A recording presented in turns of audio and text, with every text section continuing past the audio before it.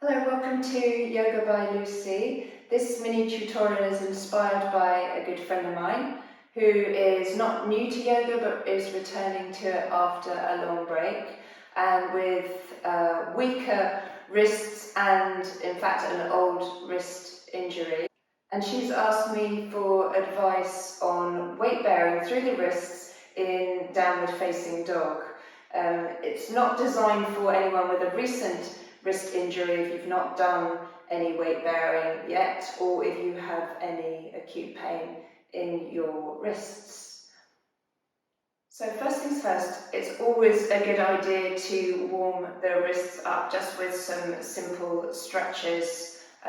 This might be stretching the fingertips up, pressing the heel of the hand away, or the other way, fingertips down and just gently pulling that outstretched hand towards you. Do that with both hands. You can do that and hold it for several seconds. In your tabletop, you align the wrists under the shoulders, the knees under the hips, and then you just circle the shoulders over the wrists in both directions. Do that for a while. You could also turn your fingers towards the edges of your mat, your thumbs facing forward, and then gently rock side to side. So when you've done a few of those, you'll be able to come to your downward dog. And this is a pose that many people have an image in their mind of the perfect downward dog with legs fully straight, heels flat to the floor, the perfect V shape. In reality, this is not something that's going to suit everybody. I'm now going to show you your downward dog alignment. So from your tabletop, the hands can walk just so that they're slightly forward of the shoulders. Hands are shoulder width apart, my fingers are spread wide, middle finger facing forward, and I want to keep equal weight over all four fingers and the thumb. My feet are going to tuck under, they are hip distance apart, and I'm going to inhale and lift up into the downward dog. So, as I was saying, with legs fully straight and heels flat to the floor, release the crown of the head and your gaze is back through your heels. And you want a straight line between your fingertips and your tailbone and as much extension through the spine as you can by tilting the tailbone up towards the ceiling.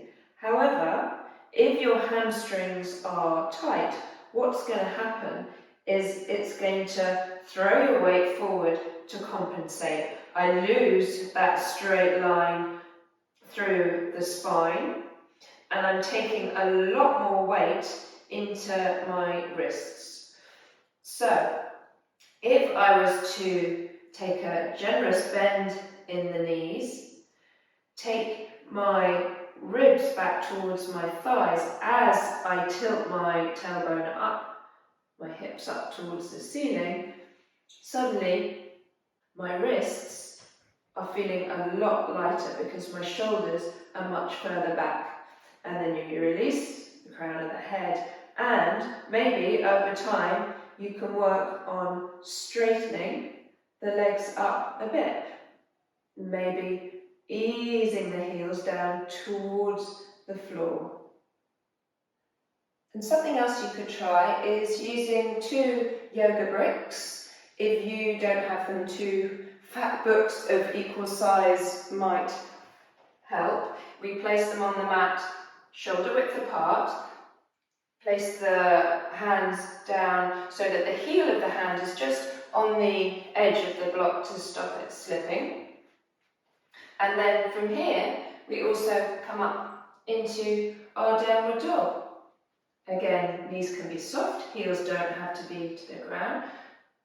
That lift of the sit bones, that dropping of the ribs back towards the thighs. And with the height under the hands, it just takes a little bit of strain off the wrists.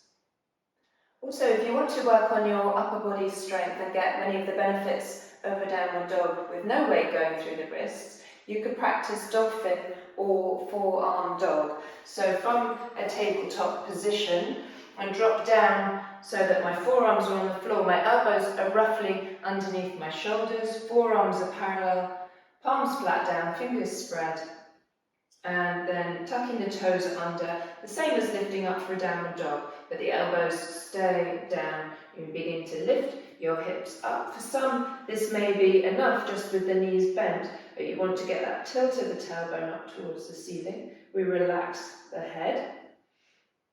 You want to press firmly into the palms and try and draw the shoulders back a little bit.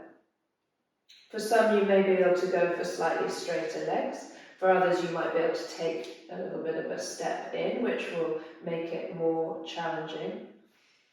So if you want to work on increasing your wrist or upper body strength, like with many aspects of yoga, it's best to start off very slowly and gradually and build it up over time.